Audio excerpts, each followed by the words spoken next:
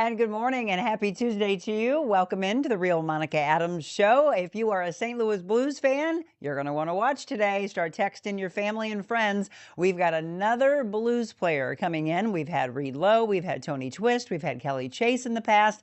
Today, it is Jamie Rivers. We're going to talk about his career, how it ended, how he went through a really rough, dark place, but then how he had this resurgence and now he is thriving today. I'm sure you watch him in his broadcast. And we'll talk about some recent changes, what happened with John Kelly and what's going to happen with the new Blues broadcast. We'll talk about the love that he found, so many levels of being up and down the way life is. So stay tuned for that. Jamie will be our guest coming up here shortly. Of course, we've got our news you can use. We've got some sports news. Did you watch the home run derby? Ready for the Cardinals to get back in action? We've got some entertainment news for you, and then we'll get into bringing our friend Jamie Rivers on. So feel free to ask him any questions, make any comments, talk about his heydays, talk about his broadcasting, all of that. Good morning to each and every one of you. Feel free to drop in any comments or questions throughout the show as well. Okay, let's get into the forecast for today. Did you have some rain yesterday? Did you have clouds? Kind of a mixed bag right now. It's absolutely crazy. Some people I talk to, they say, oh my gosh, we had a downpour. And others, like, what are you talking about? It's just been completely dry. Today, we have scattered afternoon storms. So just be aware of that. 89 for the high, 75 for your low. Tomorrow and throughout the rest of the days all the way through Monday, expect some possibility of rain. And tomorrow, by the way, the heat index 101 with a slight chance of a storm, 93 for the high. For Thursday and Friday, we've got a 50% chance of rain and storms, then down to 30% chance, 88 on Thursday, 87 on Friday. We get into the weekend, we're back into the 90s. Saturday and Sunday, 92, 93. Monday, just a slight chance, 94, and that's when we'll be, of course, checking back in with Beckett Friday and on Monday. Tuesday, Wednesday, Thursday look dry and unfortunately hot again. We're talking 95, 96 for the highs as we go into the following weekend, or excuse me, into the following week as we get into that 10-day forecast. So good morning to all of you. Jeannie watching us from Texas. We've got Julie on. Jenny, by the way, moderating for you, as well as Gabriel Bell behind the scenes. We've got Zach Kimball directing and Hayden Schwab, one of my interns as well, handling some of the behind the scenes work as well. So they're all taking care of you to make sure that you've got everything that you need. They make it really easy for you. I had a story yesterday about many people being stranded at Lambert Airport. In fact, a video went viral as people were not only looking at the lines inside of Lambert, but what they saw outside. And there's crazy video that is kind of this, time-lapse speed where it is just miles coming out. And so there were people who either missed their flights, delayed flights altogether, and of course, frustration as well. So take a look at this. This is the follow-up story for you because now they've come out and they are addressing the issues that took place. I know that the CEO said that all they can do is apologize. They said it was a much different scene at St. Louis Lambert when just a day earlier it stretched out of the building. They were talking about the convention, as we mentioned yesterday, that was a overflow that was in town. And this just the amount of people. They always stress to get to the airport, 2 to 3 hours early. International flight, 3 hours. Your domestic flight, 2 hours. But they were mentioning, did everybody, in fact, do that? Or were people racing to the airport at the last second? It's a combination of many things, right? So they will look into this to see if there's anything that they could have done differently. Okay, tariffs and how they're going to affect our coffee drinkers and our orange juice drinkers. So here's the latest for you as the tariffs continue. We're looking at President Donald Trump's plan to hit Brazil now with a 50% import tax on August 1st, threatening to increase prices for coffee and orange juice, two of the South American country's key products. Coffee futures had spiked, but recently were trading just 1% higher, as shown. An estimated 99% of coffee consumed by Americans is imported. The U.S. Department of Agriculture figures that around 35% of U.S. unroasted coffee imports do come from Brazil. We're talking about grocery prices. We're talking about gas prices. Yesterday, we, of course, talked about coffee and tea. So it will be interesting to see not only how it affects you when you are going into your favorite coffee shop, but when you are buying your bags and making it home or buying your jugs of orange juice. So again, we'll follow that in the business news side. Now, how about your ice cream? Let's talk about ice ice cream, one of our favorite desserts. Well, now the USDA is announcing plans to phase out artificial dyes in ice cream. This is good news for us in the nutrition world. 31 flavors minus a few ingredients. The USDA announcing yesterday they are phasing out those food dyes. You could say colorful ice cream getting the cold shoulder. The Agriculture Secretary, Brooke Rollins, announcing the to dye for dessert is losing its dye. And they said to eliminate the use of artificial colors in ice cream products, they're going to do so by the end of 2027. We are driving meaningful change to make America healthy again. Ditching the artificial dye is a voluntary move, by the way, by the International Dairy Foods Association. The producers are responsible for more than 90% of ice cream production. And HHS Secretary RFK Jr. says the push is part of a greater effort to eliminate synthetic dyes from most American food production. Well, I heard this story yesterday, didn't get a chance to tell you, but if you follow Elmo on X for about an hour, it was absolutely positively not him or anyone affiliated with him because his account was hacked. And there were posts that were disgusting, the messages disgusting, foul language that Sesame Street was confirming. The now deleted post seemingly showed the beloved Muppet calling for violence against Jews and making anti-Trump statements. Elmo says all Jews should die. That's what one of the posts read. Jews control the world and need to be exterminated. Again, these are posts from when Elmo's account was hacked. Another post called on Trump to release the file about the Jeffrey Epstein case. A spokeswoman for Sesame Workshop confirmed the account was hacked. Elmo's account was compromised by an unknown hacker who posted disgusting messages, and they worked to restore full control of that account. Is again what I had heard yesterday, that it was only about an hour and they were able to get that back up. But hard to see, and if kids follow his account, that was hard to read as well. So yeah, check on your children in case they saw something like that. Okay, are you a Harry Potter fan? Well, there were some recent videos that came out and some pictures that came out, kind of showing a little sneak peek here for you. A first look at the new Harry Potter as HBO begins the filming series. They've officially started production. The photo that we see here was released by HBO, and it shows Dominic McLaughlin as Harry Potter, donning the signature Hogwarts uniform, paired with round-rimmed glasses and a lightning bolt scar, not unlike the iconic costume worn by Daniel Radcliffe in the 8-part film series. The show began production, by the way, at Warner Brothers Studios in the UK, and it is expected to debut in 2027. Well, someone broke into a choreographer's car with Beyonce and stole some really interesting stuff out of this Jeep. Unreleased Beyonce music stolen from a rental car ahead of Cowboy Carter's tour Atlanta stops. The suspects stole watermarked music, some unreleased music, footage plans for the show, and past and future set lists, according to an Atlanta police incident report. And then here's your feel-good story of the day. Can you imagine, first of all, getting in a car accident and you're trying to look for help? And maybe it's 5, 10, 15 minutes that goes by that feels like an hour. But how about actually 14 hours go by and you're crawling?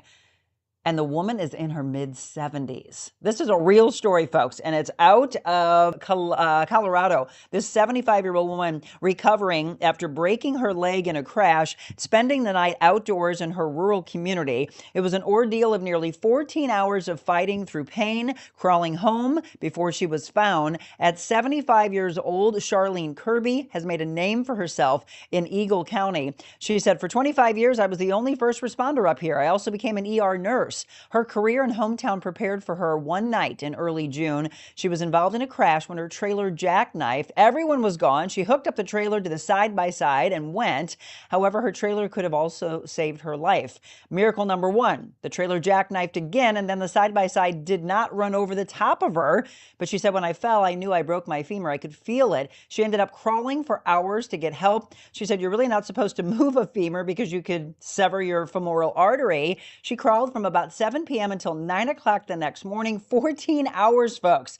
She said, people asked me if I did the army crawl. She said, no, it was more like the inchworm. There's no doubt in her mind. She said, I survived because God was with me the entire time. That's the amazing story of the day. All right, well, the Cardinals are on break, as all are. It's the All-Star break. The Home Run Derby was yesterday, as well as the draft, and the Cardinals made 4 selections on the first day of the 2025 MLB draft. Round 1, the 5th overall pick, St. Louis chose lefty pitcher Liam Doyle from the University of Tennessee. The 55th pick in the 2025 draft, the Cards select outfielder Ryan Mitchell. With the 72nd pick, they selected Tanner Franklin, and then a California native playing 3 seasons at the University of San Diego, where he batted 326 with 32 homers, 120 RBIs, and 13 stolen bases, San Diego infielder Jack Gurevich. The Cardinals, by the way, are back in action on Friday. So we've got their schedule. It'll be an 8:40 first pitch as the Cardinals play the Diamondbacks. And if you had a chance to watch the Home Run Derby, Cal Raleigh wins the 2025 Major League Baseball Home Run Derby. It was quite a slugfest. He earned himself the title of baseball's top slugger, who hit 38 home runs before the All-Star break, the second most, by the way, in Major League history. He dispatched the Tampa Bay Rays 22-year-old in the final and is the first catcher to win the Home Run Derby, so congratulations to him. And then in our National Day of calendar, if you're a fan of National Tapioca Pudding, well, today is your day. National I Love Horses Day, National Give Something Away Day. It's also National Pet Fire Safety Day, Social Media Giving Day, and National Gummy Worm Day. There you go. That's all for you. And that's how we do it. We get you all up to date. Good morning to all of you that are signing on. As I mentioned, feel free always to comment or ask any questions. For those of you that are big Blues fans, I've been mentioning, you do want to pay attention today. Let me go to the comments and see if we have any questions. Good morning to Julie. Good morning, Stephanie. Jenny, again, as I mentioned, is on. Diane, good morning to you. And again, if you are a Blues fan, Jamie Rivers, do you remember when he played? Well, today is your day to ask the questions, make comments, thank him for his days, but we're going to hear his true story going up and down in life the way many things do. Don't go anywhere. Jamie's my guest when we return.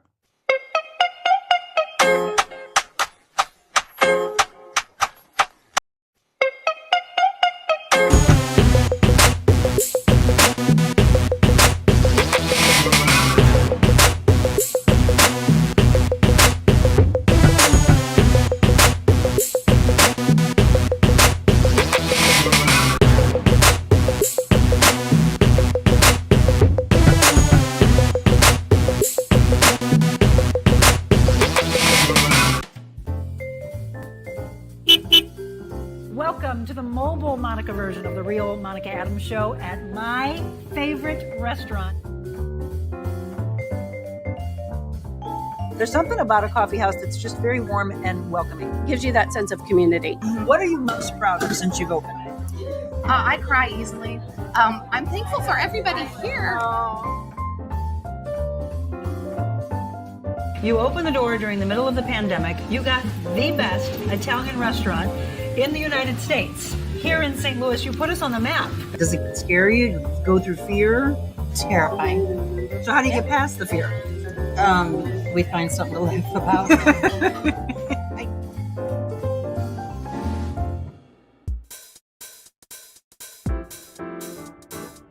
Discover your full potential with a personalized styling experience. Designing, customizing, and transforming the looks of men and women. Revamp your individual style and embrace what makes you, you. That's real confidence.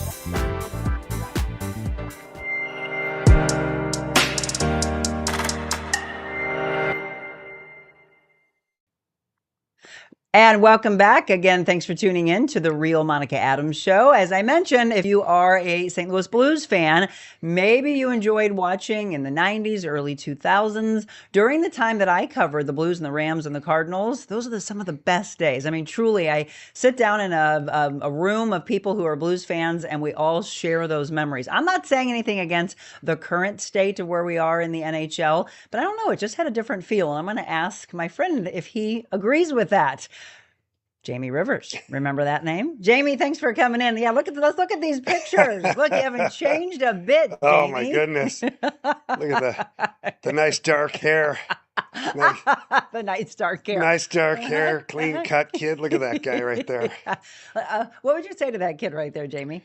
I would tell, oh man, I don't know if there's enough time in a day to give advice to that kid. No, I just, you know what I would say, just continue to work hard. Like that's one thing that I've always prided myself on growing up the whole way is to be a hard worker, be competitive, be a good teammate. Yeah. And I think that those things there, they apply to all walks of life. I was just going to say you that don't have to be carries an over. athlete. Yes, that carries over. And, I had a speaking engagement over the weekend, Jamie, and I was talking about being an athlete and why it's so important to get your kids involved in whatever it is, whether it's a sport or they're cheerleading or they're playing band or they're singing. It's, yes, there's a talent and hobbies and passions that are there, but it's what you're taught, the camaraderie, the teamwork, it's working together. What were the greatest things that you learned as an athlete until your career ended? And we'll talk about that in just a second. Yeah, well, those are the things, right? Like, so you grow up as a kid and you love playing a sport, and then you're put amongst a group of other kids who most of the time you don't know them. At least where I was from in Canada, like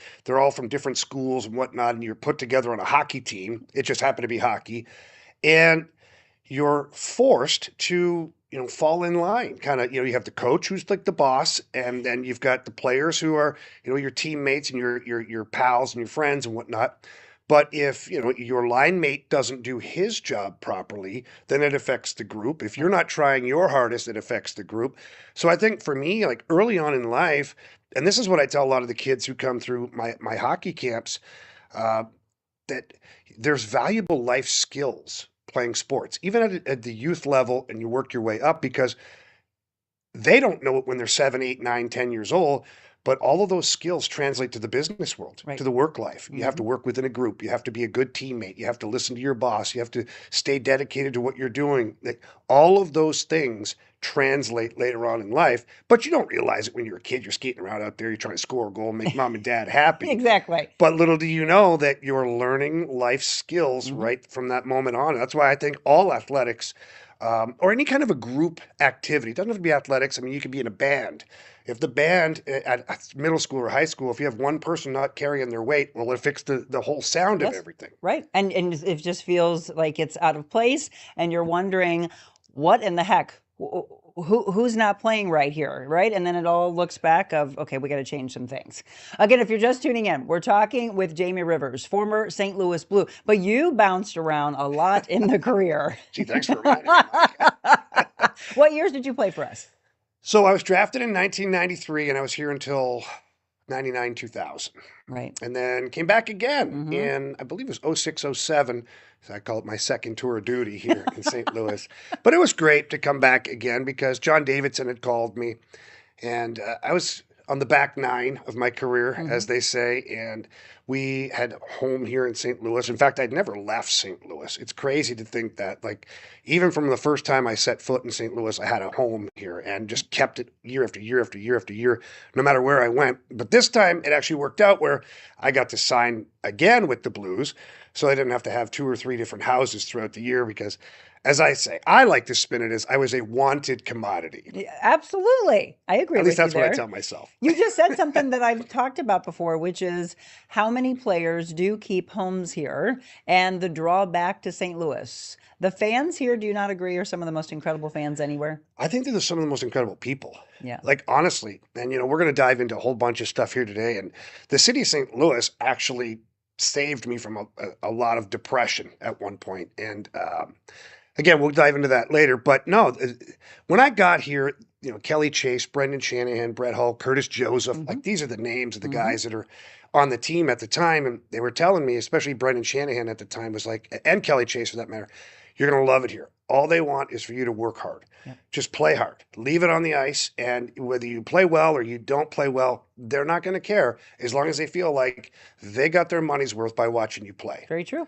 And that translates into everyday life here in Yeah. St. Louis. And that's what I learned too, is off the ice. If you're a good person, you're good in the community, you help other people, then they're going to help you back. And, not with that expectation, of course. The expectation is just be a good person. Isn't that life, though? I mean, this is what we ask each and every one of you on a daily basis. That's what people remember you by. There's many things that you can do in life, give to someone in life, but you're kind to them, heart-to-heart connection.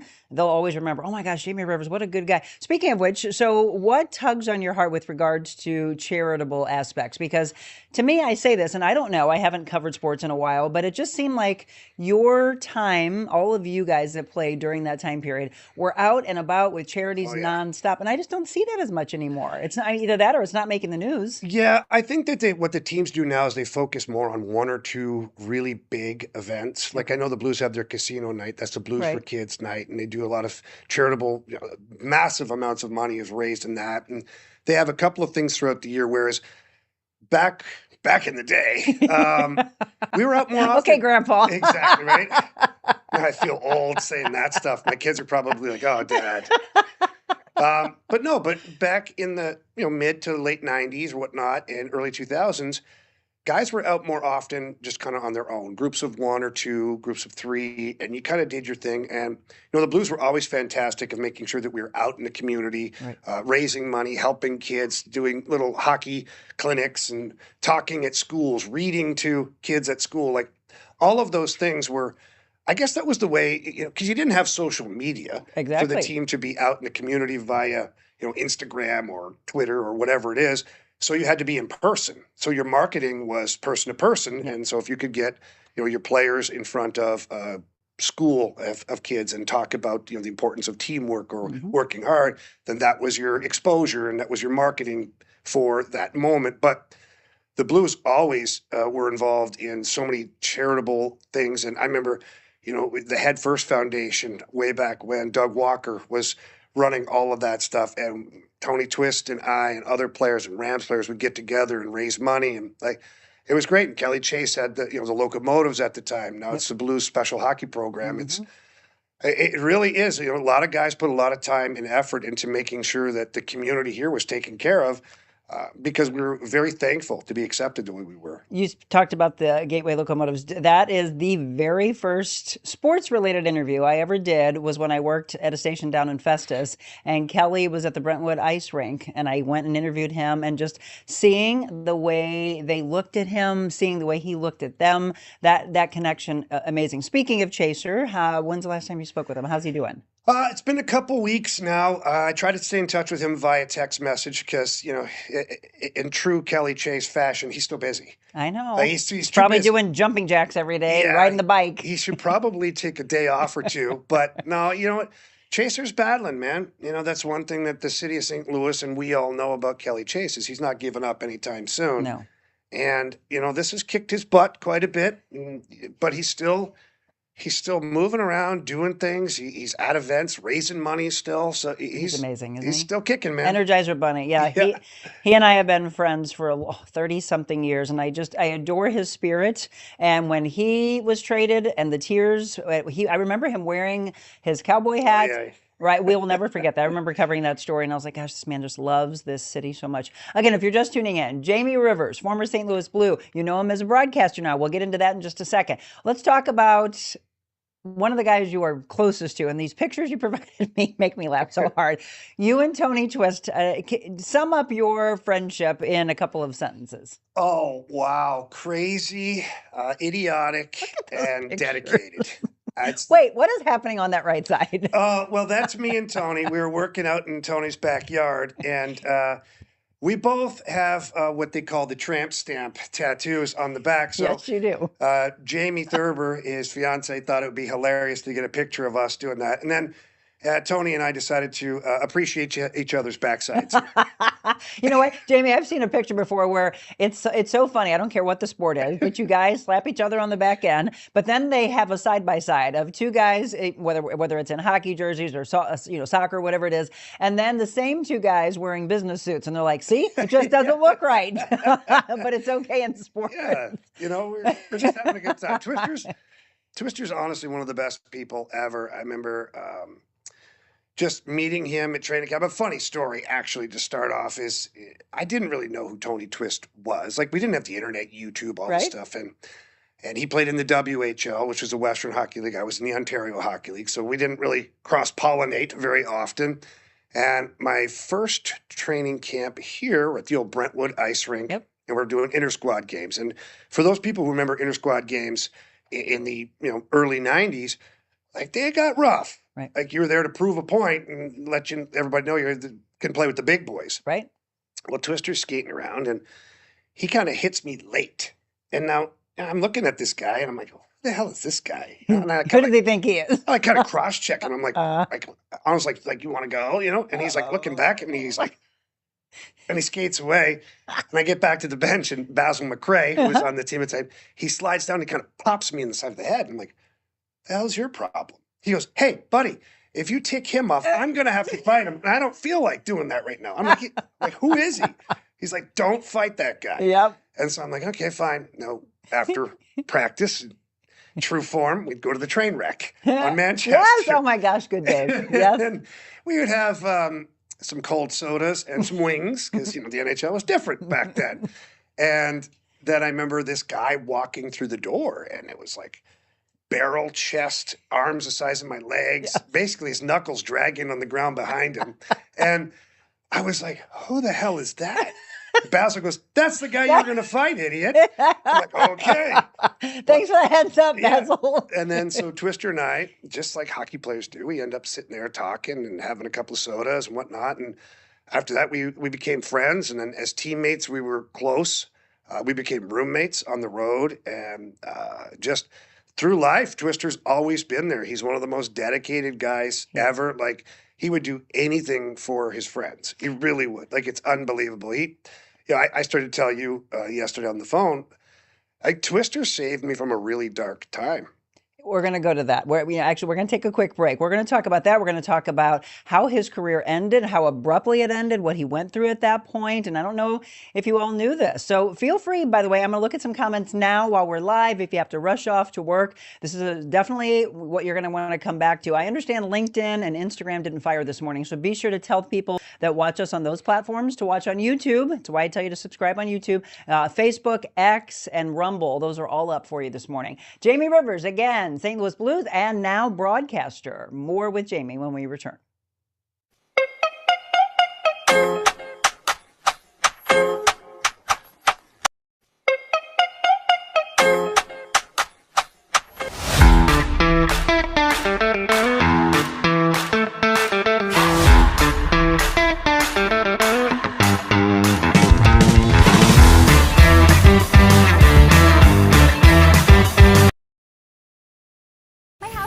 Outdated and old. Can you help? Let's take down this wall and add a support beam there. Or just replace the furniture. I love it. New sofa, chaise lounge, and tables from Carroll House. What about this bedroom? Let's tear down this wall. Or a new bed, dresser, and accessories. It's like a whole new room. Get free in-home design, fast free delivery, and free financing too. Skip the remodel. Add new furnishings from Carroll House for your new perfect room. Because you like nice things.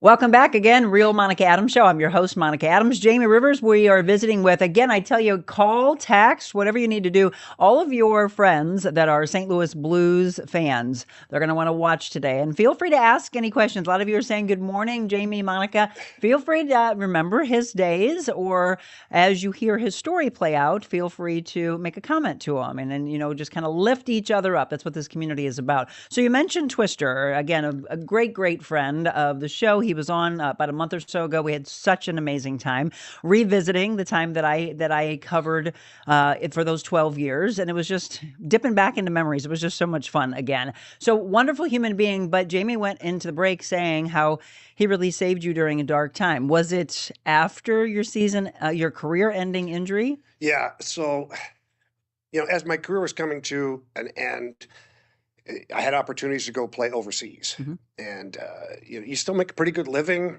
and you can kind of carry your career on a few more years, and it's fun. You kind of get paid to go see the world. And this particular moment, I was playing in the Austrian league, but the team was based in Croatia. And so, anyways, we were enjoying it, and there was a game that we were playing, and my family was actually visiting over the holiday break. It was like the Christmas/New Year's break for the kids in school and whatnot. And we were losing a game, and of course, me and Donkey, I tell my teammate, I'm like, just let that guy go, because I was going to hit him. I'm like, I'm going to send a message here, like, get our team back into it. So sure as all heck, puck comes around, goes to a guy, and my teammate's like, okay, act like he's not there. So the guy thinks he's wide open, and I crush this guy. But at that moment, I didn't realize it. My spleen burst inside of me. Look at this picture. And that's the After aftermath. effects. And that was sitting in my apartment in Croatia about 3 weeks, maybe almost a month after, and it was still looking like that. So when that happened, I had no idea. And I finished the game, kept playing, and then we took a bus back to Croatia that night. And when I got back to the apartment, my family was ready to go back to St. Louis because they were going back that day. So we load up all the bags, get off to the airport, take them. And I'm feeling tired and run down, but I just finished a hockey game. Right. I'm not really putting more thought into it than that. Get them to the airport, get them on their way because they've got a long journey back to St. Louis. And then I went back to the apartment and I was like, oh, I'm exhausted. I'm going to take a nap. When I woke up from my nap a couple hours later, I could barely move. I was in so much pain. I had no idea what was going on. I thought, okay, maybe I just got a bad flu. Like it was the body aches, but like times 10. And so again, I tried to go back to sleep, take a nap. And we're talking, this is like 1 o'clock in the afternoon now. And the injury happened about 8 p.m. the night before. And then one of my teammates came by, was like, going to go to the store. I answered the door. He's like, oh, he goes, you look like you're dying. And I go, yeah, I don't feel good. I got something. He's like, well, why don't you call the trainer? Well, calling the trainer didn't speak English. So I'm like, I want to call the trainer. What's he going to do? Like sign language? Like, I don't know, or play charades? So I was like, no, I'm fine. I'll just sleep it off. We're good here. And then as time went on, it got worse and worse and worse to where I couldn't move. I was in so much pain, I couldn't move. And I finally called the trainer to come get me, to take me to the hospital. Get to the hospital, and nobody speaks English. Oh, my gosh. So now this is about 6, 7 o'clock at night. So we're almost 24 hours later at this point. Finally, they track down a doctor that can kind of speak some English, and he says they're going to do some imaging, do an ultrasound, whatnot. So they do that, comes back, says, well, we can't see anything. I go, what do you mean? He goes, well, there's too much fluid. I'm like, what does that mean? He goes, well, we're going to have to make a small incision and take a look with the camera. And he goes, if we can't see anything, then we're going to cut you like wide open and take a look, because we don't know what's going on in there. Right. So I'll fast forward through this a little because it is a long story. But I end up, in the wheelchair on the way to the operating room, and my then wife calls me and is like, well, where are you? I said, I'm at the hospital. She goes, why? I'm like, what's going on? I go, I don't know yet. We're trying to find out. She goes, no, but why are you at the hospital? She can't process that I'm the one that's at the hospital. She thinks I'm at their hospital to visit somebody. Oh. So I tell her quickly, and so now she is not all the way even home yet. I think she's in Washington. She has one more flight with the kids from Washington to St. Louis at the time. And so they're shaving me as I'm talking on the phone in the operating room in Croatia. And then, finally she just goes, well, when will I talk to you? And I go, I don't know. And then the doctor's like, you got to go. Like, hang up the phone. I'm like, I got to go. And so that's how I had to end the conversation. Oh, how scary. Which was not great for her. No. I don't believe she told the kids. I can't remember. Obviously, I wasn't on her side at that time. So then they put me under. And then I wake up and I'll never forget this. I tell this story all the time. I wake up and I can just see bright lights. And now I'm completely naked, by the way, and I'm on a steel table. And I can see bright lights and a bunch of people kind of over to the side. And then I go to get up, and then all of a sudden a sharp pain through me. I'm like, oh, I think I said a cuss word at the time. And then everybody started moving around, and then they like shoved me back down, whatnot. And I look down, and I'm still cut wide open. Oh my gosh. And so then they're putting me back under and like stapling me, like right there, like no anesthesia. And you're awake on all this. I'm awake. Do you feel it? Yeah, but it's like a dream almost. And I at the time I'm not really with it, so I think they're attacking me, and I'm like trying to fight back. Oh my God. But it's like when you're under, it's like throwing punches underwater, It's like, Yeah. So back under I go. I wake up. I'm in intensive care, like strapped down, like breathing tube, all sorts of stuff is going on. And I remember thinking to myself, like, what's going on here? Like, this is not good. Right. This is not good. Well, I healed up, time progressed, whatnot. And then, I finally got out of the hospital, like 3 weeks later. And I went down to practice because we had playoffs coming up. And so I'm like getting into the locker room. I still have stitches in me. If you saw the picture, like I still like have stuff going on. And the trainer, I remember at that time, was like trying to stop me from getting dressed. And I'm like, no, I'm getting dressed. Like, we got a playoff game in 2 days. Like, come on, I want to play. And so finally, then the manager comes in, who was a Canadian guy. He's like, Riv, what are you doing? I'm like, we gotta get to practice. I haven't skated in like 3 weeks or whatever. I gotta get going. He's like, no, dude. He's like, come with me. We're going back to the hospital. I'm like, well, what the? Why? He's like, come with me. Go back to the hospital. The doctor who did the surgery sitting in his office, and he's the guy who speaks a little broken English. Right. Well, lo and behold, what had happened was, because it was such a massive amount of time from the injury to when I finally got to surgery, I had almost bled out inside. Gosh, Jamie. So when they made the incision and went in there, I like flatlined because of, that was the lights you saw. It may be, yeah. And then I remember afterwards, I had burn marks on me because it was the paddles. Oh. Oh, wow. all of this thing that was processing this in real time as I'm trying to figure out everything. And so basically they said, you can't play, like you're still at risk right now. Mm-hmm.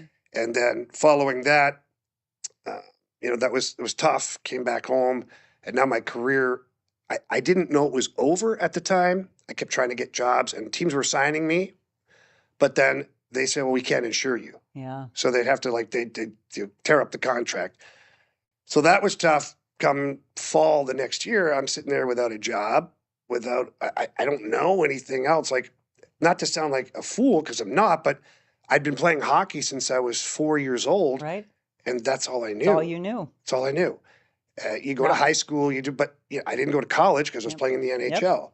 I didn't have a bunch of jobs along the way to learn a trade or to learn about computer programming and things like that. So here I am at, I think it was 34 years old, 33, 34 years old. And feeling like you're starting all over. Well, I was. Yeah. And money is going quickly. Yep.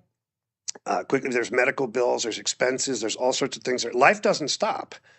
The house payment keeps going, the car payment, but there's nothing coming in and everything going out. And so what eventually happened, unfortunately, was, a couple things. Keep it in chronological order here. Is I was still in so much pain when I got back from Croatia that, they had loaded me up with like a bunch of pain meds. Don't know what it was. Made me feel better. I thought it did anyways. Yeah.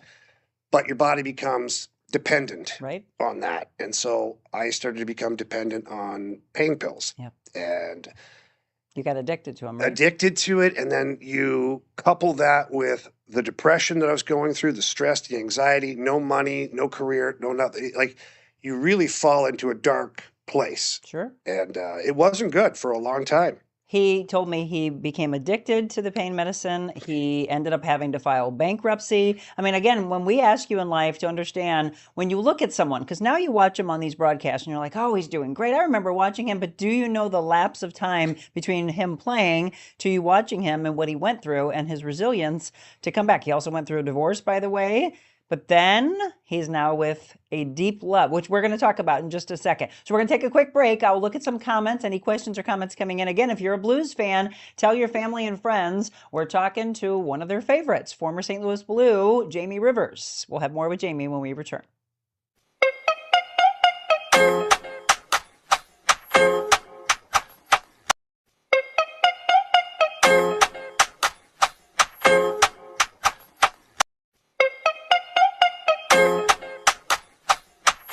When you want to feel good, you work out at Crunch. You don't go here, because here feels bad. But here we help you feel good, feel strong, feel rejuvenated. Join Crunch Fitness today. Carroll House is now the contemporary furniture design center. We now have the largest selection of the latest ultra-modern furniture. Sleek European designs, unique metals, bold lacquers, plush fabrics, and retro styles. Modern furnishings with exclusive collections only at Carroll House. Plus free financing. Real high. There you go. And if you are dealing with the hot days of summer and you are just tired of them, let's talk about Just Pools. Again, one of our many sponsors. We love them. They are on the West Outer Road in Arnold. In fact, I'm going to have to bring a water sample up to them because of all the rain that we have recently had. It's a little green in there right now, seeing a little algae. I was playing around with the pH yesterday, but I've said this many times. Look at their pool.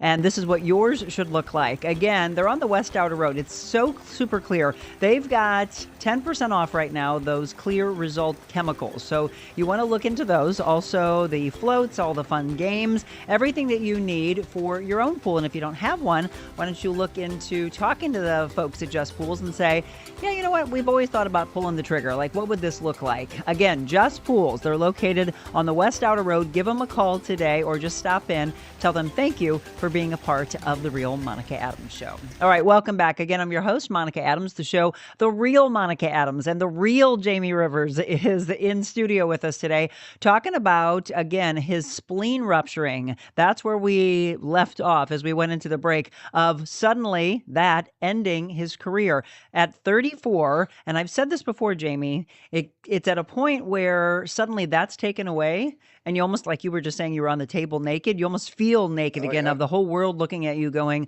well, now what are you going to do? Well, people just automatically assume, first of all, that you're rich, right? Oh, he played all this time in the NHL. He's a professional athlete. Yeah. Yep. And what they don't realize is not every player makes a lot of money. Mm-hmm. Like, okay, let me put it in perspective, because there's people that they're making 40, 50,000 a year. They'd be like, oh, you're crazy. You're right. We're making good money. Yeah. But with good money comes big problems sometimes, especially in my situation where I got traded so much. Mm-hmm. At one point, I had 4 houses because I had been couldn't sell a house. Tried to keep the house in St. Louis. Had my place in Canada. Mm-hmm. Like, so, those are first world problems. I understand that, but the bills are still piling up. Sure. So, anyways, we get to the end of the career, and I don't have this massive fund of money, and a lot of the money there was a lot of medical expenses. What they don't tell you publicly is when you leave the NHL, and the NHLPA is a wonderful organization while you're a player. Yeah. Once you're no longer in the NHL, like, it's not that they don't pick up the phone, but they can't really help you. Mm-hmm. And so I didn't have health insurance because the teams who I was playing for over in Europe, I'm always like, well, in season, I'm covered. I've got doctors. I've got this. I've got that. But this happened, and there's no more team. I didn't have a contract. And now I'm in North America. And I obviously a very big health risk. Right. So for me to get health, it was terrible. I paid over $100,000 in medical bills, maybe even closer to $200,000. And that's like real money. That's gone. Sure. And so ended up where I had to file for bankruptcy. Yeah. And let me tell you something.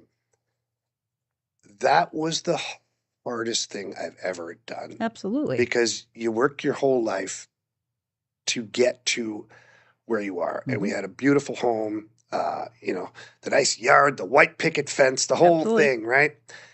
And now that's being ripped away from you.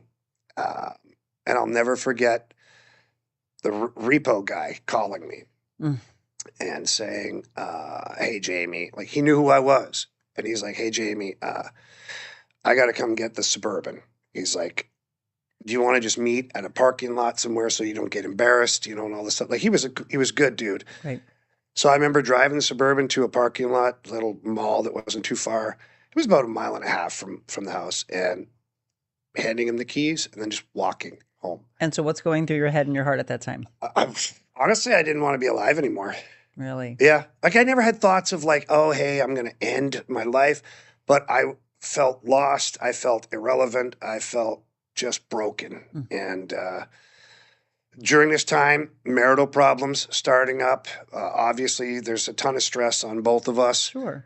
And you have how many children at that time? 4. 4 children. And what were their ages at that time? Oh, man. You're testing my math skills. They were young. McKinnon, my youngest, was probably 2 at the time. So that make the boys, let's see here if my math is correct, make the boys like 7 and Carson like 9 or 10 at the time. So it was tough. And then I was very fortunate. My ex-wife, her mother helped us get a home. Okay. We couldn't buy it, nothing. But I knew and at the time, I didn't really have a job. I mean, I'm trying to scrape by and do things. And so it was, oddly enough, it was Todd Ewan one day. Wow. Who I was sitting in the lobby of the Hardee's Iceplex and feeling sorry for myself, because a lot was going on, a lot was wrong in my life. And he's like, hey, what's going on? And I said, I can't find a job. I can't do this. He goes, Todd Ewing goes, hey, idiot. He goes, you have a PhD. And I'm like, okay. I'm like, Huey, what are you talking about? He goes, how many guys in the history of the NHL have played as many games as you have? I'm like, I don't know. He goes, probably not many. He goes, so you have a PhD in hockey. He goes, not many people here in St. Louis have a PhD in hockey. He said, but now you got to figure out how to use it. Wow, those are some powerful words. It was. And I was like, he's right. Like at the time, a lot of players were active and we had some retired guys, but I'm like, nobody's really maximizing like the on ice version. Right. And so I started doing on ice lessons with kids, like 3, 4 kids at a time out there. And then that grew a little bit more. And now let's go back to Twister. So at this time, I'm just starting to kind of get my crap together. And I mean, I remember I had a $900 pickup that I was driving around in, and I was like in the change bucket to fill up with gas. It was bad. We were on food stamps at the time because couldn't afford food for our kids and whatnot. So I was at a low, but this is where it kind of starts to creep up, like go the right way. And I was at Twister's house one afternoon. He had us over. Kids are swimming in the pool, whatnot.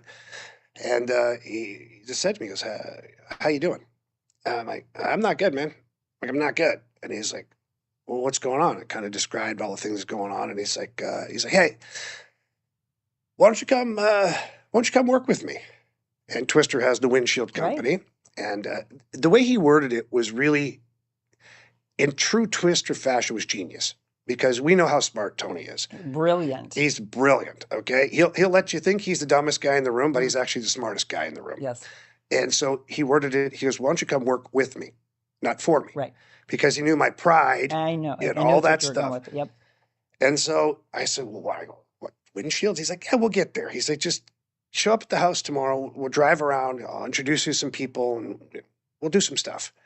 And that kind of started for me of reintegrating myself back into the city of St. Louis, meeting a lot of big trucking company people, shaking hands, kissing babies, all that stuff. Starting to feel a little bit better about myself. And at the same time, I was working.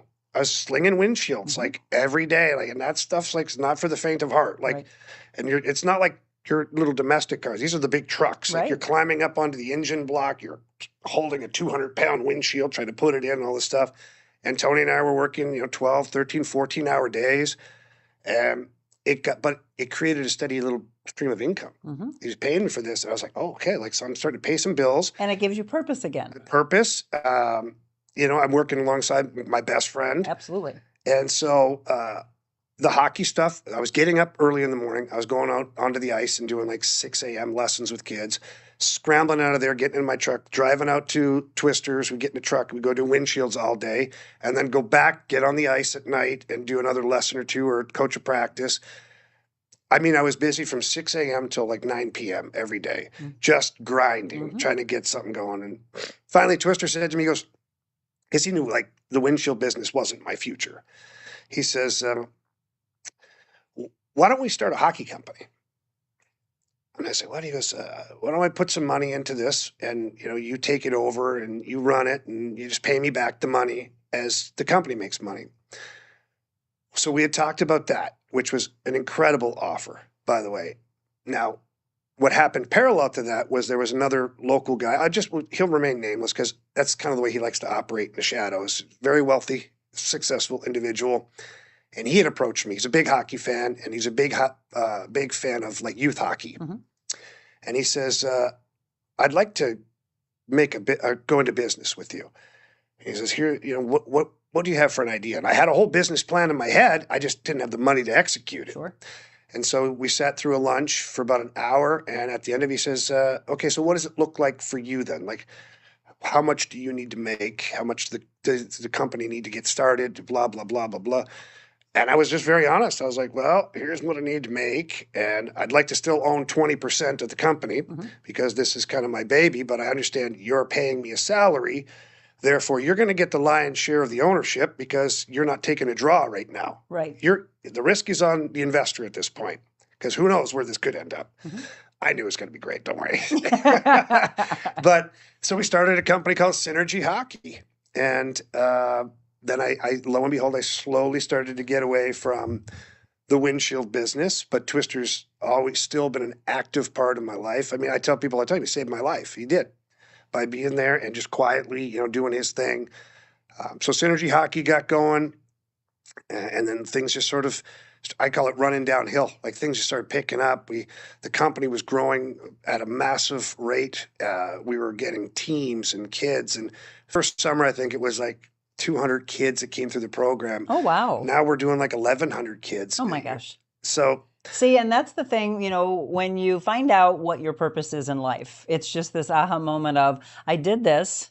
Now I'm supposed to be doing this. God plays a role in this and says, well, now I want you to give back. Now I want you to teach, or I want you to consult, or whatever it is. So how he got into the broadcasting side and doing amazing now, I hope you get a chance to watch him in this. We're going to go to that part of it. Again, the ups and downs in life, and then how you start thriving again. More with Jamie Rivers when we return.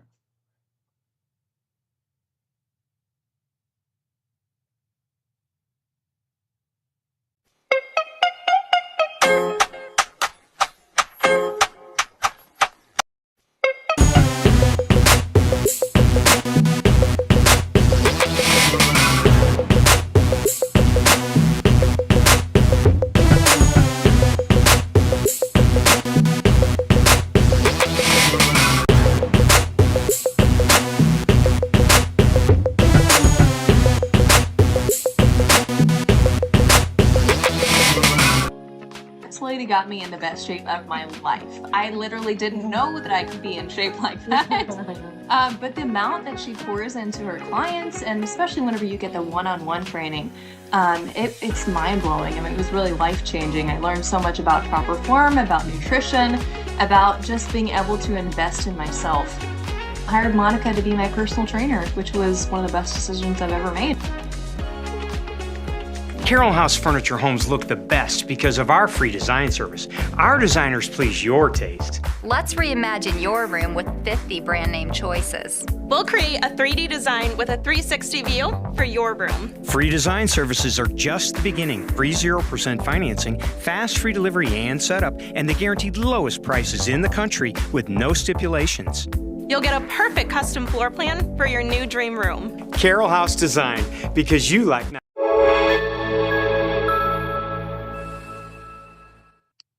All right. Well, I really, truly want to be real here. Welcome back The show is The Real Monica Adams. So many reasons why it's called that. If you all really pay attention, you're going to watch this microphone almost land on my lap. And Jamie is so correct because that's when I take the break. I'm cranking this thing like crazy, and then it starts back up here. I'm like, I should just stand up while you're talking and applaud you. So watch it. We'll see if we've cranked it enough and if it will stay where it is. I just like being real. So any questions or comments coming in that we need to know about? We'll check with Gabriel here in just a second. But Jamie's being so real for you. And again, I want you all to applaud him for being raw because he's telling his story, but a lot of you may see yourself in that story. So we talked about friendships, camaraderie, what you learn from being a team player and then having everything taken away and try and find your identity again. So we started to find this. When did the broadcasting side come into play? So I had kind of dabbled a little bit throughout the years. Like once I started retiring, like Fox Sports Midwest had called me in for 2-3 times over a couple of years. Like it wasn't like steady. It wasn't like an audition. It was like a panic. We don't have anybody. This Rivers guy seems like he might know something. Let's see what it happens. He's got a PhD after all. PhD in hockey and BS for that part. But no, it's just oddly enough, it's so funny how life works. As the hockey company's going very well, working very hard, super appreciative. Again, we talk about the community, right? Mm-hmm. Like people see you doing good things for the kids and whatnot, and people will rally around you. So again, the city of St. Louis, not just Twister, the city of St. Louis helped me get back on my feet. But I digress here a little bit here. The Blues, this is the famous 2018-2019 year. Didn't know it at the time. Like now, in hindsight, okay, it ended up being obviously the greatest season ever. What an amazing season. But local radio station, Hubbard Radio, 101 ESPN. Oh, yeah. They had a midday show. It was called The Turn. Anthony Stalter, who's still one of my co-hosts to this day, and Chris Duncan, former Cardinals player, were on that. Well, Chris Duncan diagnosed with brain cancer, and he was going through a massive battle. Unfortunately, we lost Chris.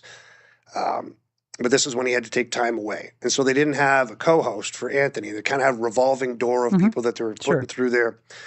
And then Jeff Burton, oddly enough. Wow. You're naming so many incredible people that are no longer with us. Yeah, that one hits me. Yes. So Jeff and I had become friends probably like 1995.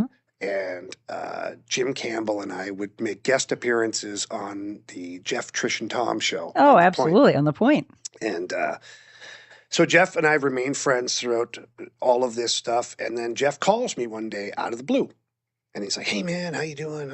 And for those who don't know, Jeff Burton was part of the Rizzuto show, which is massively successful.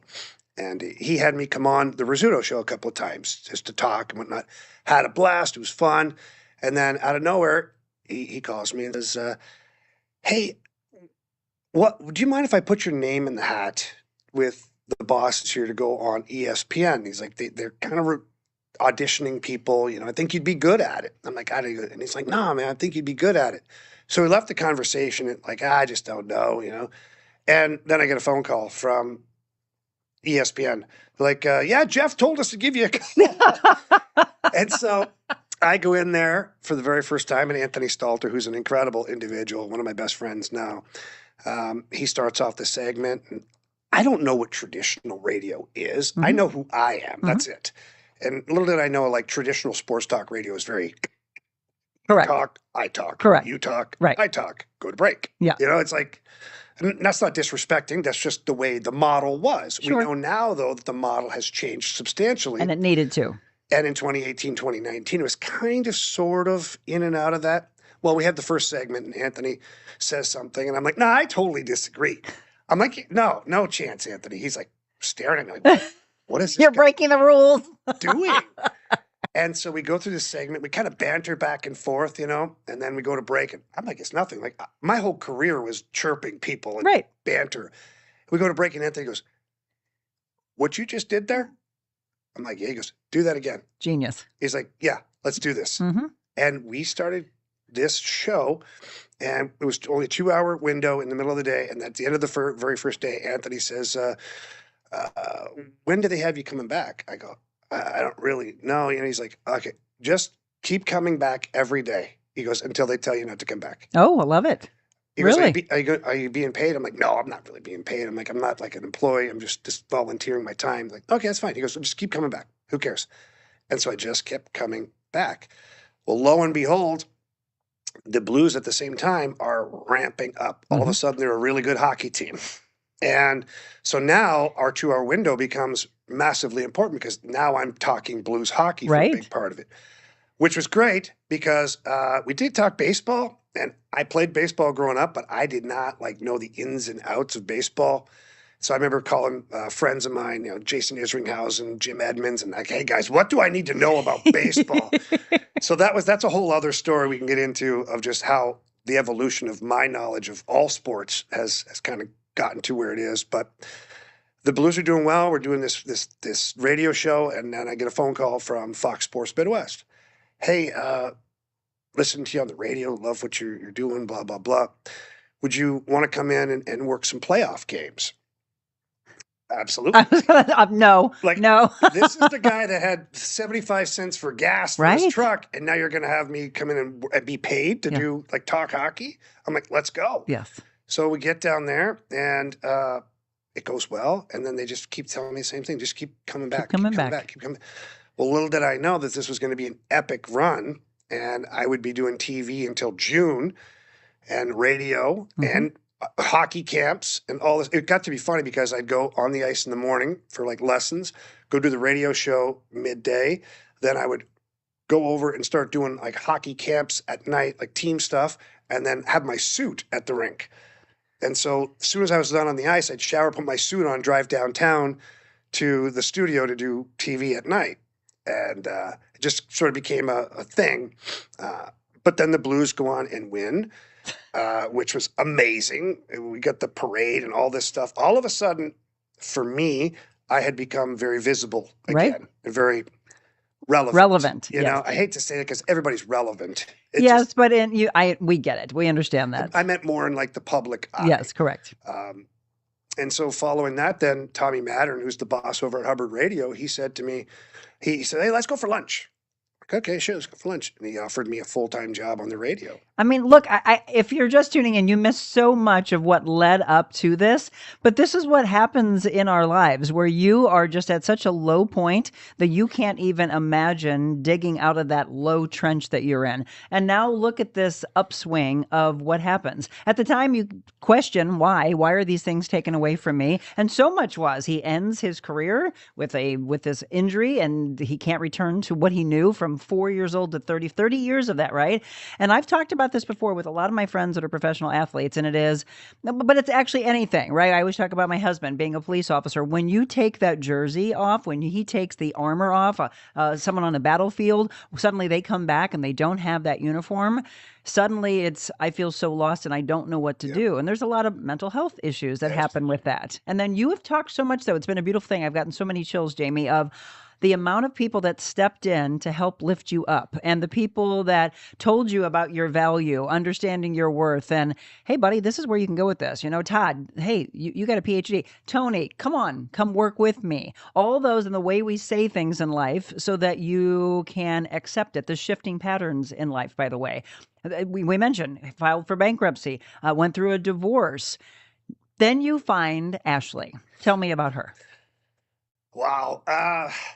Well, the divorce, divorce is never fun. It's never fun. We have 4 kids. We had been married for over 20 years, and things they weren't good anymore. They just weren't. And I will take a lot of responsibility for that. That's huge for you to say. I love that. Because she went through hell when my career ended, because I was not the person that she had married. I was seeking attention from other places. Yeah. Because I didn't feel relevant.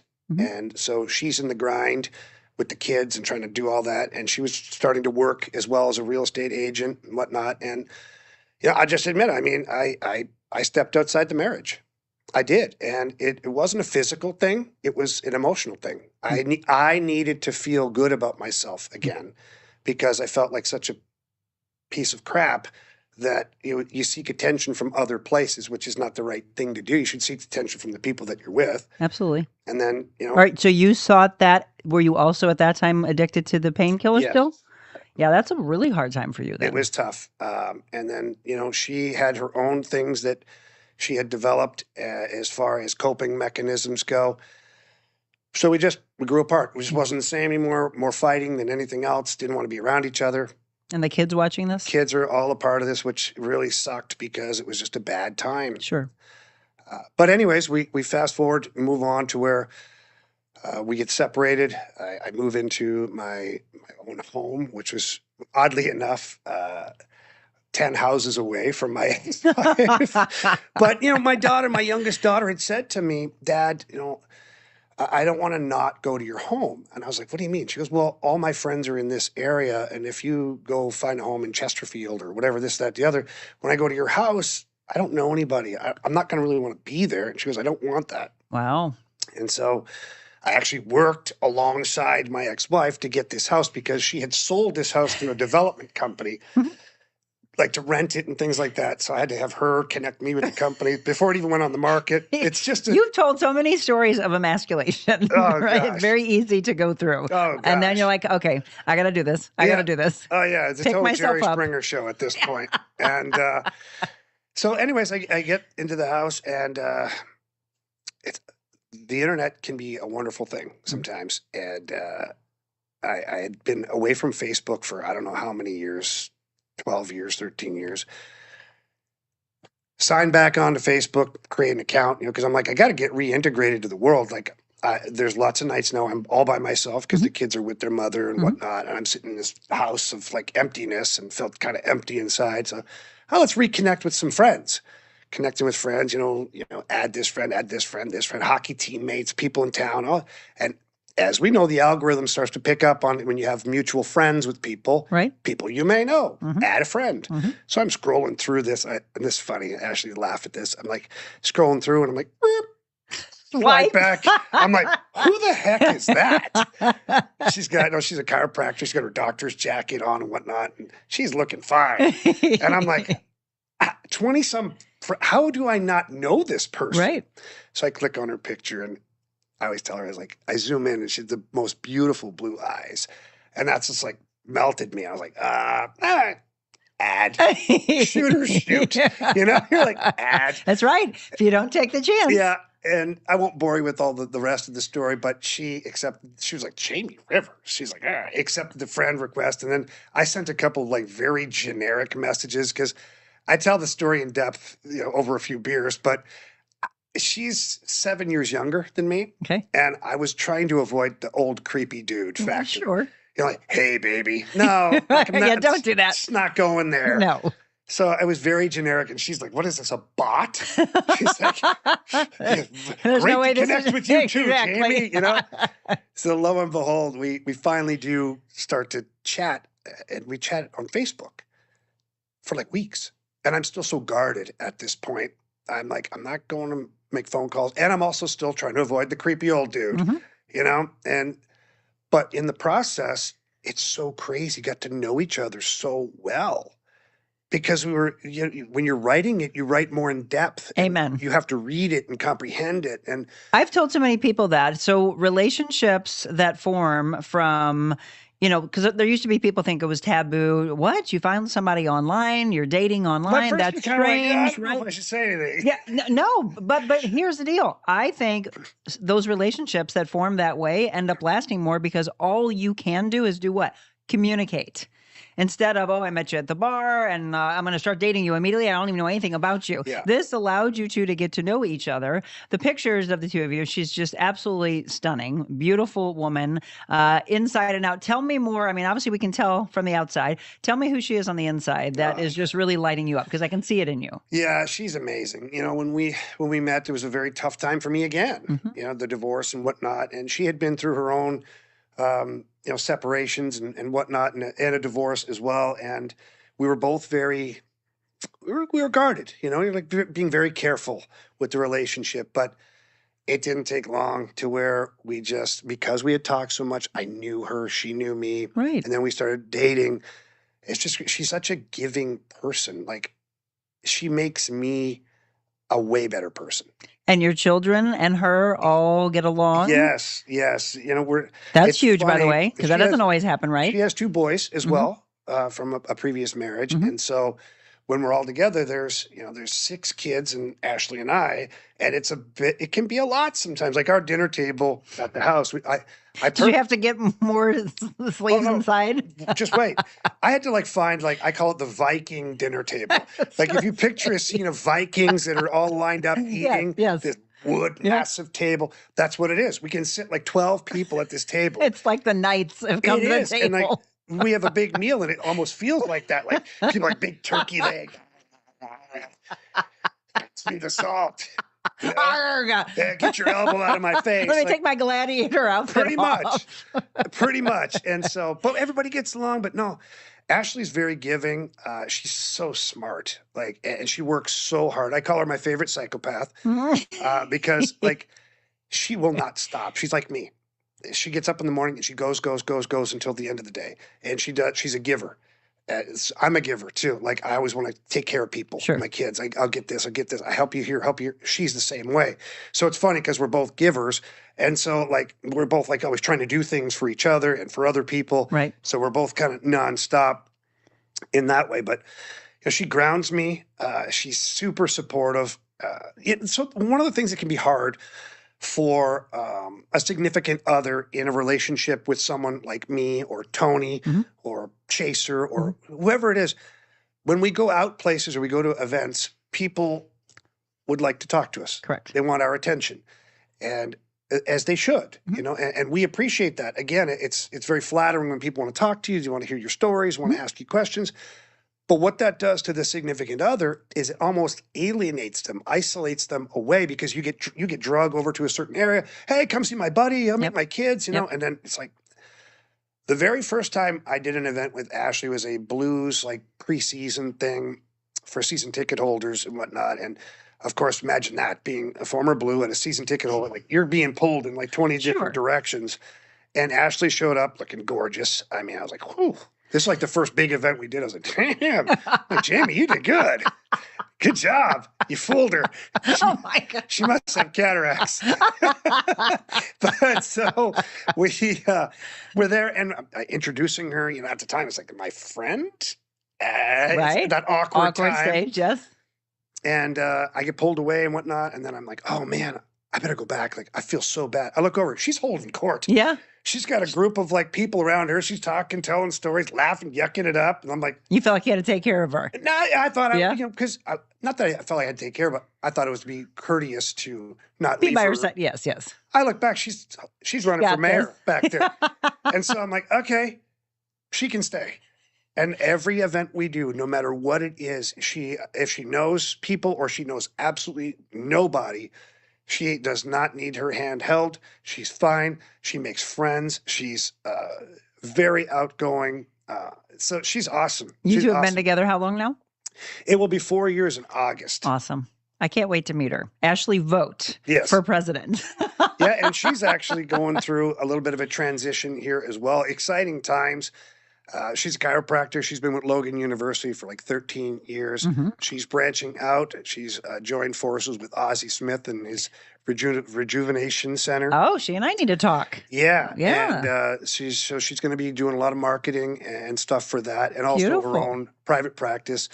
Oddly enough, we've named it Synergy Spinal and Acupuncture. Really? Oh, that's beautiful. And so she does Full sports circle. injuries, obviously chiropractic, acupuncture.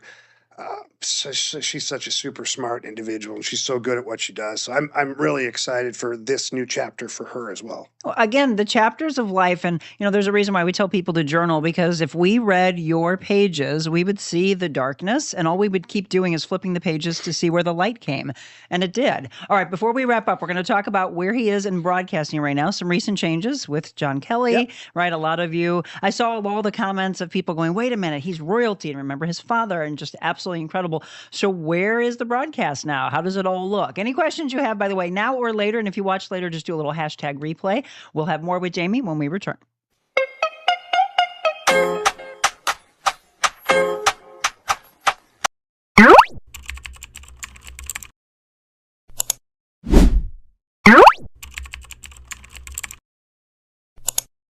When you want to feel good, you work out at Crunch. You don't go here, because here feels bad. But here we help you feel good. feel strong, feel rejuvenated. Join Crunch Fitness today. My house is so outdated and old. Can you help? Let's take down this wall and add a support beam there. Or just replace the furniture. I love it. New sofa, chaise lounge, and tables from Carroll House. What about this bedroom? Let's tear down this wall. Or a new bed, dresser, and accessories. It's like a whole new room. Get free in-home design, fast free delivery, and free financing too. Skip the remodel. Add new furnishings from Carroll House for your new perfect room. Because you like nice things.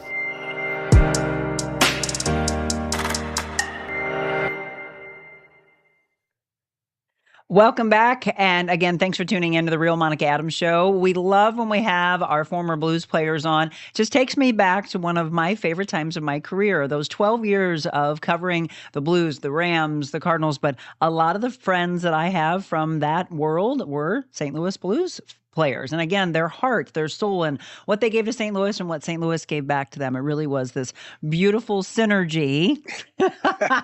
I'm losing my comments on this, but I think Terry had weighed in and said, we're very lucky with the Blues alumni that we have here in St. Louis. I saw something from Scott earlier. I can't see his comment. This phone's no good. It's like, I got to toss that away. You also probably all, even though it is the Real Monica Adams, you all probably think, Jamie's like, they all think you're probably lying now because now the microphone's not dropping. That's because I gave it an extra crank. Yeah, I swear, go back and watch the footage earlier, and you will see it dip up until the last segment. You'll see me go like this and holding it for a little while, like a little baby. Okay, so how excited are you as your broadcasting career has just continued to flourish and flourish? And so some changes. It was just in the news. We talked about it last week, some changes. So John Kelly, 20 seasons? Yeah. So some big changes there. Talk about that. Yeah, change is tough. Sometimes it really is because obviously the Kelly name is royalty in St. Louis. And I think that you see based on the comments from people on social media that they would agree with that. Look, I'm not in these meetings with the Blues and FanDuel and whatnot. They don't ask me my opinion. So I'm just going to stay in my lane when it comes to that. Yep. But I do think that, John Kelly, for me, what he meant to me was he was an amazing mentor. He was born in Ottawa. I was born in Ottawa. We always say two Ottawa guys, but just little things that he would tell me as I got started, just kind of watch this, be careful of this, you're doing great, this is great, great analysis. It meant so much because this guy's a legend. Absolutely. It's an absolute legend, and he's an even better individual. Like, he's such a caring guy, like great dad, loves his kids so much, and his wife, Jennifer. And so it was tough to see that transition being made. And it was tough for me too, because it's, in some respects, it's a step backwards a little bit. You go from doing the in-game analysis to now, going back to the desk. And I'm not going to call it, it's not like a demotion because that would be disrespectful to the job. But, the one thing you want is to be in-game. Right. You want to be in-game. And, but you know what?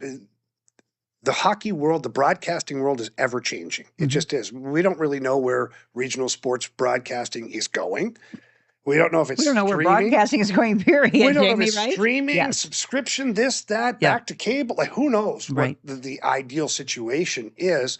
For those that haven't heard, can you tell them what all the changes were? Yeah. So John Kelly did not have his contract renewed after 20 years, which was tough for John. And then Chris Kerber and Joey Vitale, who do the radio broadcast on 101 ESPN, the Blues will now simulcast. Yeah. So what that means is that you'll have one broadcast for both radio, the audio for radio, and the audio and visual for TV. And it's an interesting concept. There are, 3-4 teams around the NHL that have tried it. I can't tell you personally if it's been successful. Okay, that's what I was going to ask. Or not, because I haven't really talked to the other broadcasting groups about it. I do know that there will be some hurdles because when you're describing a play for radio, you can take your time. You can do this because people aren't watching the visual. Right. So what you're saying doesn't necessarily have to match up perfectly to live TV 11. It doesn't have to match up perfectly to, what the viewer is watching. Then the flip side of that, you might be describing from a television standpoint. Look right there. You can see the puck right. Well, I can't look anywhere because I'm listening on the radio. So Joey and Chris are going to have some speed bumps along the way, but they'll do a great job. And In the process, they're still trying to completely figure out what my role is going to be. I'm going back to pre and post. Okay. But there could be expanded opportunities as well, whether that's me still getting some in-game time if they go to a 3-man booth on a weekend game, or some on-ice demonstrations where I'm working with the players, talking about certain skills and what they work on, or some telestrator segments and things like that. So, the role is going to be kind of ever evolving for me, but it is nice to still be a part of the broadcast. Right. And I know you're very thankful for that. Also, Chris Pronger's role is being lifted up a bit. Yeah, Prongs is going to bring that sharp wit to the air. It's going to be fun. I think there's going to be some nights where it's really enjoyable. My vision for it, and I don't know, I haven't really cleared it with the FanDuel people, so this should be interesting. Ready, FanDuel? Yeah, my vision is, kind of like my radio show on 101 ESPN, which is 2 to 6 every day, the Fast Lane. Tune in. We treat it like we're 3-4 guys at the end of the bar who maybe have a buzz a little bit, and we're talking sports. Do you want to know why it works? Because you're being real. Yeah. And the more we have that, the better. There you go. Yes, please listen to that. But I do think it's going to be interesting. When I told my husband that simulcast, he literally stopped. He goes, wait, don't continue to read the rest of the article. Did you just say simulcast? Okay, that's going to be interesting. And I was like, yeah. And then why am I blanking on her name? That was with Bernie. Alexa Dat. Yeah, and so she's out too, right? She's Cardinals only now. And so there's no female presence. No, there isn't. What do you think about that? Yeah, again, that's a tough one. That's a tough one for me to answer because I'm not part of the corporate side of it. I know Alexa worked really hard. I know she loved her job. But, you look at it in several ways. As John Kelly, after 20 years, loses his job. Yeah. Alexa Dat, you lose your female presence. Right. But, Andy Strickland is going to be elevated in the broadcast. And, Andy's been doing a good job for a really long time. I got to tell you, I am so proud of Andy because Andy was an intern when I was up in the press box in my years of radio. And I just remember him starting out, but he was so eager, so intelligent, so kind. We talked again at the very beginning of this show and the importance of just being a kind human being. And when I started to see the evolution of his career, I was so proud of him. So I'm excited for all of your roles to get elevated. Again, John Kelly, his father, Dan, royalty from a broadcasting standpoint. Alexa, she'll bounce back, just like we talk about. So God must have a greater plan for her. She's still doing the Cardinals, right. And she does a phenomenal job with that. So for Alexa, it's going to be trying to, find more work. And maybe she does a little more work back with MLB Network. She was there before. I don't know. I know that she's a really intelligent woman and driven, so she'll figure it out. As far as, the broadcast, and with Andy joining the broadcast too, and I was kind of getting into this, is like Prongs and I have known each other since we were 15 years old. Wow. And we've known Andy a long time, and we all like to kind of chirp each other. Yeah. Razz each other. And so with Scott Warman, Scott loves to have a good time too. So again, my vision is to have a very relaxed desk to where we're going to talk hockey, but it's not going to be the traditional video talk. For me, it's going to be like me and Prongs bantering back and forth over a play. What we see, what we don't see, what we like, what we don't like. Maybe, chirping each other a little bit. Like something that when you sit down, you're like, okay, this is entertaining. Like I'm learning about hockey, but these guys are funny. Right, and that's what you want. Well, and I also think it brings in a whole different audience, right? You've got the audience who are all about the stats. Oh, I know this. I remember this from 20 years ago. Okay, fill that. Then all these other people that maybe never used to listen or watch, they're like, oh, I like these guys. Oh, I want to come back for more. So the way I look at it, and this is just me, again, I could be 100% wrong, but so far in my judgment of these situations, I've been right. So I'm lucky so far. But people have phones. They have iPads. They have computers. It just rang. Yeah, it just rang. That's a fine, by the way. Okay. Didn't turn the ringer off. That's a fine. Put it in the fine jar. But they have access to all the stats. They don't need me to tell them about a face-off percentage. No. They just go, here we go, face-off percentage. Right. So it's redundant almost for me to be like the stats guy. People, in my opinion, in this market, they want to be educated about the game. And show me something I don't know. Tell me something I haven't seen. Because now when I watch the game, I can see it. And now I'm learning about the game. And then when I see it, I know what it is because you guys talked about it. So teach me the game and entertain me. Yep. That's the bottom line. And so there was so many years ago, Chase and I sat down. This was before anything that we've seen with the evolution of streaming, et cetera. This was back in cable days. And he and I had the idea of him being the one that will give us the behind the scenes of all of you guys from a personal level. And then I was going to be the broadcasting side of it, right? And he's like, I think this is going to be amazing because people we'll have you come in. They would be like, Jamie, come on into my home, Monica, and let's sit down and like we're doing right now. Let's find out who he really is. Because if people watch these athletes, whatever the sport may be, and then they're like, oh gosh, this guy's really, really good, or this girl's really good. Oh, now I know a little bit more about them. I want a little bit more. I want to know a little bit more. That's the real side of life. And I think that's the entertainment side 100%. people looking for. If you can entertain people, they're more engaged. Yeah. It's the bottom line. And then while they're engaged, if you can teach them something that they can take home with them, that's next time they're tuning in again. Next time, instead of going to the bathroom or grabbing a snack at the end, like, hang on, we got to watch the first segment because I want to hear what they say about this play or this player or what happened here or why it happened. Right. You give them that, you throw in a few laughs, a couple of serious maybe debates back and forth. They're coming back for more. I think they are. I know they are. Well, just as I told Tony, you're welcome back anytime. What I really would love to do, which we've done in past, is this whole roundtable where all the guys are up. Or maybe we are here at Adventure Unknown. We get you guys up on stage and we have a live audience. And you get a chance to actually interact with them. One final break, and then I want to talk about the barbecue sauce, which just launched, by the way. For those of you that love to barbecue, if you don't have this, you're going to want it. More with Jamie Rivers when we return.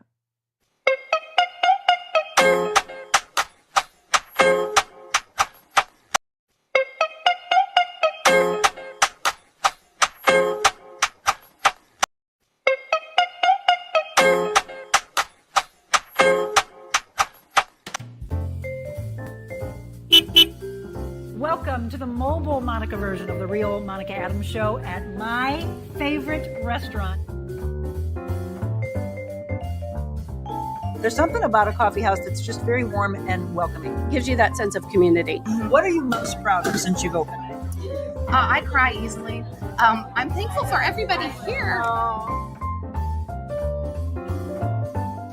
You opened the door during the middle of the pandemic. You got the best Italian restaurant in the United States. Here in St. Louis, you put us on the map. Does it scare you? You go through fear? Terrifying. So how do you get past the fear? We find something to laugh about.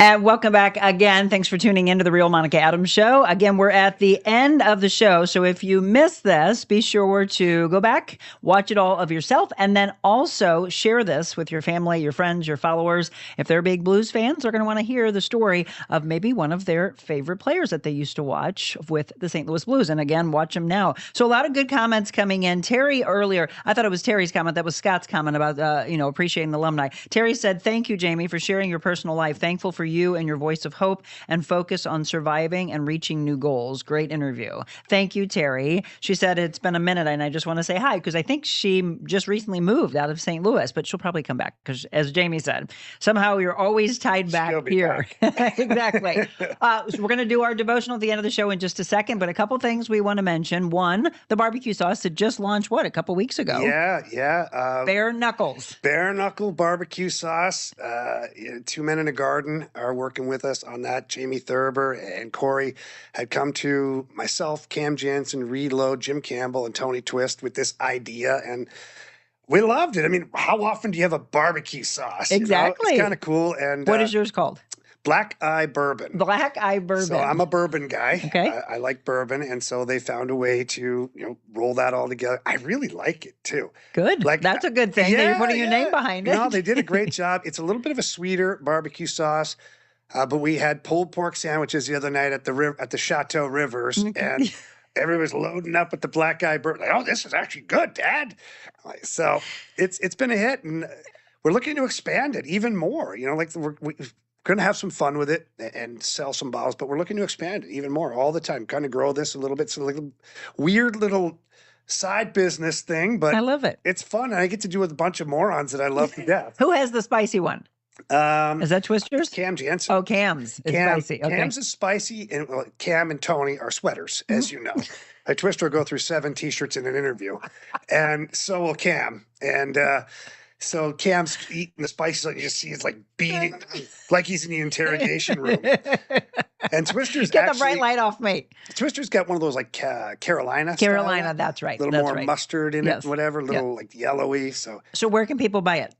Then get online, 2 Men in a Garden and .com. Go there, check it out.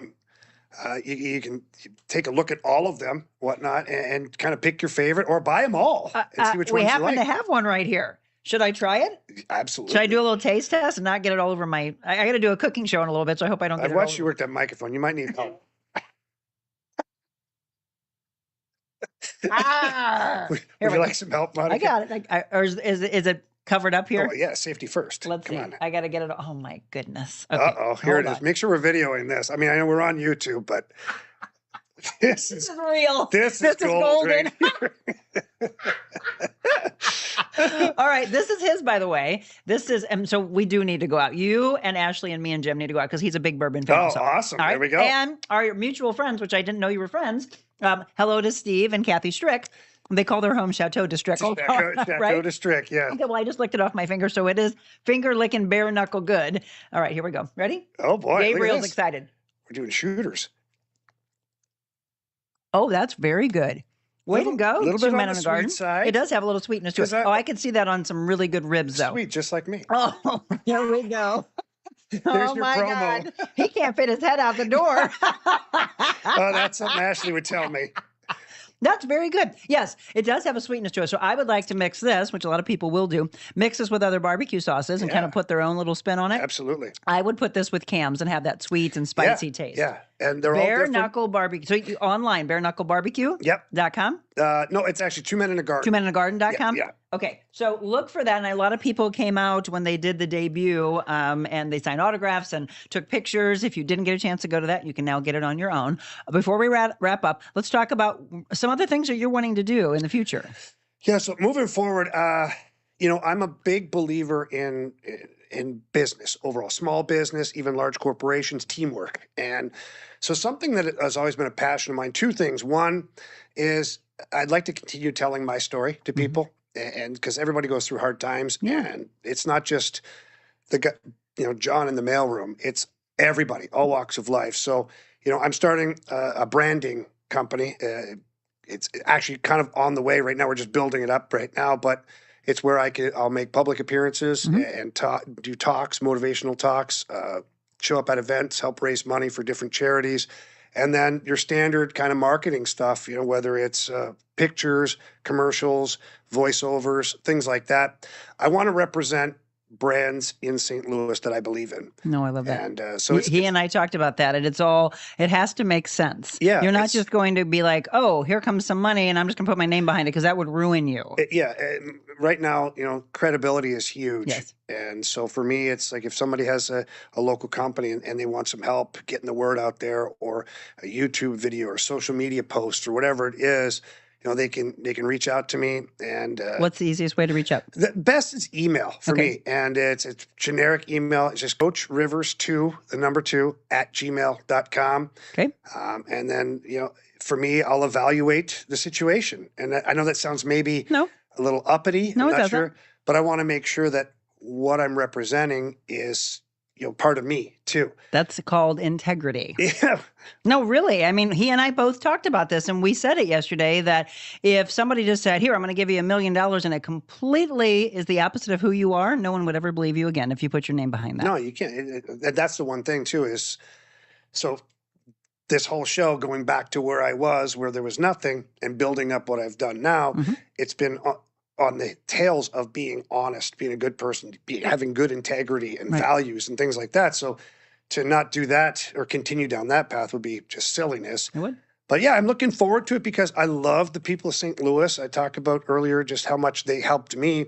I want to help other people too. I want to help businesses, or even if they just want to have me come by and tell stories at a banquet or whatever, or yuck it up a little bit. I'm all for it, because all I consider all that is team building in different ways, whether it's financially or just the morale of the group. I love it. Again, shoot him an email, coachrivers2 @gmail.com. All right, I'm going to let you choose. So I always want to know what the guest is feeling, and this is for you as well as all of your community. So these are 100 Days to Freedom books. Okay. Breaking people from shame, which our guest picked yesterday, fear and anxiety, overeating, anger, or depression. Which one are you feeling? Oh, what was the first one? Shame? Shame. No, not feeling that. Fear and anxiety. I think fear and anxiety. Okay. I know everything, just talking about the new business I'm starting, the new gig with the TV station, we just bought a house, like all of this stuff, there's always an element of fear, and with that comes anxiety. And then you find your way out of it. Yeah. Right? It's a freedom out of it. Jamie, thank you so very much. And again, for all of you, if you want to ask him a question, coachrivers2@gmail.com. Help him along with the brand aspect of it. Thank him for his years as a player and now broadcaster. Again, you can do that when you watch a little bit later if you didn't get a chance to talk live. All right, let's do this, and we'll tell you what's coming up tomorrow. Speaking of branding, we've got a brand new sponsor that we're going to announce tomorrow morning. I'm excited. I'm going to tease you just a little bit here in just a second. Okay, this one's Peace. So we only have 27 more days before we finish this book, so you can feel that a lot of people pick the fear and anxiety one. Peace. I have told you all this so that you may have peace in me. Here on earth you will have many trials and sorrows, but take heart because I have overcome the world. This is John 16, by the way, verse 33. So in this passage, Jesus is speaking directly to the disciples as he's preparing them for his departure from their presence. You may need to hear this message today. Perhaps you're feeling afraid of what the day will bring, or you may be unsure of a decision that you need to make. It's interesting that Jesus doesn't say we will not experience fear and anxiety. What he promises is that he has overcome anything in this world that may bring it into our lives. In the midst of your fear, ask the Lord to bring peace to your heart and mind. No matter what you're facing today, he's able to provide the peace that will allow you to move through that challenge with more confidence. It doesn't guarantee that you won't experience strong feelings of fear. It just means that you're not alone. As long as you live there will be some challenges. You will go through challenges. Just deal with that. That doesn't mean that you'll be alone, though, in whatever trial comes your way. It doesn't mean you somehow aren't good enough to prevent it from happening. It means that none of us are living in the garden as we were designed to. And sin will have its effect on our world through disease, through struggles. We talked about relationship issues, so much more in life. We can overcome through the power of Christ and his resurrection at work in our own lives. And that peace comes from Christ no matter what you're facing today. Joyce Meyer actually said, many times Christians face trials and suffering simply because we live in a world full of sin. So here's your prayer, folks. Lord Jesus, I'm in need of your peace today. Help me as I move in your power to deal with the issues I face, knowing you are over all of them. Help me to live in this world knowing you are always present with me for your glory. Amen to that. Trying to break you through the fear and the anxiety. Giving you a little faith at the end of the show. Well, again, thank you to Jamie Rivers, and thank you again to all of you for tuning in. So I always say when the words hot tub comes out, people many times think of a luxury side. I have forever in my personal training, as well as being an athlete, you could agree, I'm sure, on this, that it is therapeutic, right? When we've got injury, we have trauma to the body, there's contrast therapy. We do things that may be on the hot side, and now it's all about people loving to get into the cold plunging aspect. Maybe they don't love it in the beginning, but I remember at You'll learn to love it. I remember at 15 having an injury and my soccer coach going, let's get into the ice bath, right? So we could have a whole nother show about all of this. Tomorrow, though, our brand new sponsor is in that realm. That's my only tease I'm going to do because I'm going to introduce you to her tomorrow. She's dealing with fibromyalgia, lupus. Her father has different forms of dementia. They're going to talk about how that's helped their lives. And for all of you, if you've never thought about how contrast therapy can help you, you're going to want to tune in tomorrow. I'm going to introduce you to our new sponsor. Her name is Angie. I'm not going to tell you the name of the company until tomorrow morning. Yes, I can't wait to introduce you to her. So, by the way, if you are interested in sponsoring the show and aligning our brands and our missions, shoot me an email at info@therealmonicaadams.com. Let's lock arms and change the world together. Folks, thank you so much. Remember, there are ups and downs in life. There are challenges. In fact, I always say that the greatest rewards in life come from that uncomfortable walk, and then watch what God has planned for you. Be anything you want to be, but before you're anything, be kind. God bless you.